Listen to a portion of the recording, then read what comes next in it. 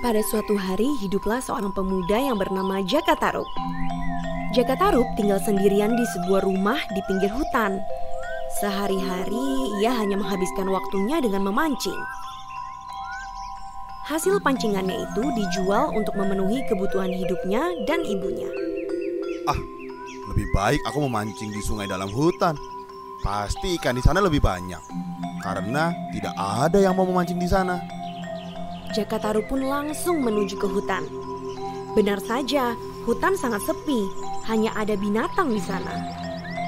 Tanpa membuang waktu, Jaka Tarub langsung melempar kailnya. Tiba-tiba, Jaka Tarub dikejutkan dengan 7 warna yang melengkung di langit. Warna-warna itu mendarat di ujung sungai tempatnya memancing. Karena penasaran, Jaka Tarub mengejar 7 warna itu. Wah, warna apa itu? Sangat indah. Betapa terkejutnya Jaka Tarub. Di ujung 7 warna itu ada 7 wanita cantik yang sedang bermain air di sungai. Ya, mereka adalah 7 bidadari dari kayangan. Jaka Tarub pun memperhatikan ke-7 bidadari itu dari semak-semak agar mereka tidak melihatnya. Wah, cantik sekali mereka. Andai aku bisa menikah dengan salah satu dari mereka. Jaka Tarub mempunyai ide. Dengan perlahan, Jaka Tarub mendekat ke sungai. Ia mengambil salah satu selendang milik bidadari. Kemudian ia menyimpan selendang itu di balik bajunya. Hari semakin sore, tampaknya para bidadari sudah lelah bermain air. Sudah sore saudariku, kita harus kembali ke kayangan. Mereka pun bersiap untuk kembali terbang ke kayangan. Namun, salah satu bidadari tampak kebingungan. Ia mencari sesuatu. Selendangku hilang, saudariku. Aku tak mungkin bisa kembali ke kayangan tanpa selendangku. Selendang itulah yang bisa membuat kita terbang. Kita tak mungkin menunggu di sini. Pasti Ayahanda mencari kita. Akhirnya, ke-6 bidadari meninggalkan bidadari yang selendangnya hilang seorang diri. Bidadari itu sekarang sendirian. Ia terlihat sangat sedih. Jaka Tarub pun mendekati bidadari itu. Wahai gadis, siapakah namamu? Mengapa engkau bersedih? Namaku Nawang Wulan. Aku bersedih karena tak bisa kembali ke rumahku di kayangan. Apakah kau seorang bidadari? Nawang Wulan mengangguk. Jaka Tarub pun mengajak Nawang Wulan ke rumahnya. Karena tak tahu harus tinggal di mana, Nawang Wulan menerima ajakan Jaka Tarub. Selang beberapa waktu, Jaka Tarub dan Nawang Wulan akhirnya memutuskan untuk menikah.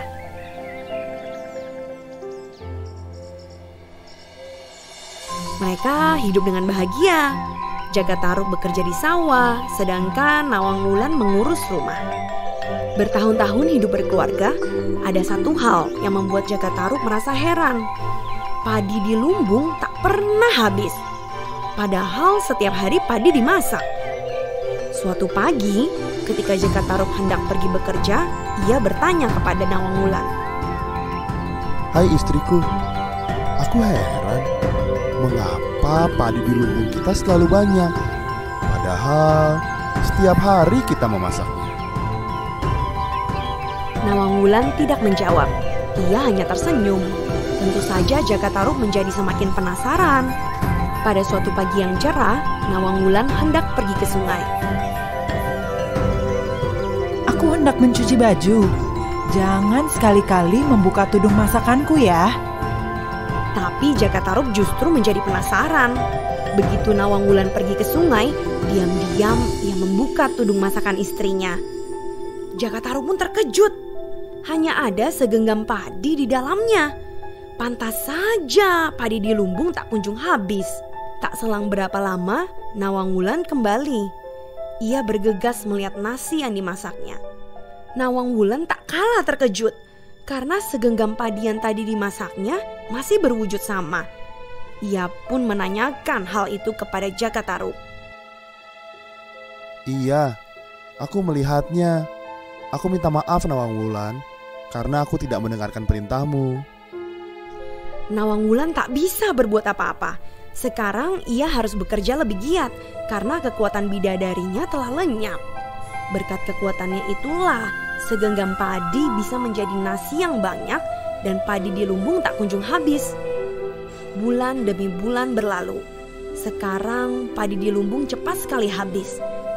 Saat Nawang Wulan mengambil padi untuk dimasak, ia menyentuh sesuatu di dasar lumbung. Alangkah terkejutnya Nawang Wulan saat mendapati sesuatu yang ia ambil dari dasar lumbung, yaitu sebuah selendang. Bukankah ini selendangku? Benar, itu adalah selendangnya. Bersamaan dengan itu Jaka Tarub datang.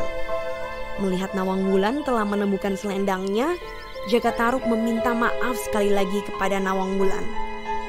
Tapi Nawang Wulan sudah tak percaya kepada Jaka Tarub. Nawang Wulan pun memakai selendangnya lalu kembali ke kayangan. Kenapa kau tega mencuri dan membohongi aku? Sekarang aku akan pergi kembali ke kayangan. Tidak, jangan Nawang Wulan, ku mohon, maafkan aku. Menyesali kesalahannya, Jaka Tarub kini harus kembali hidup sendiri.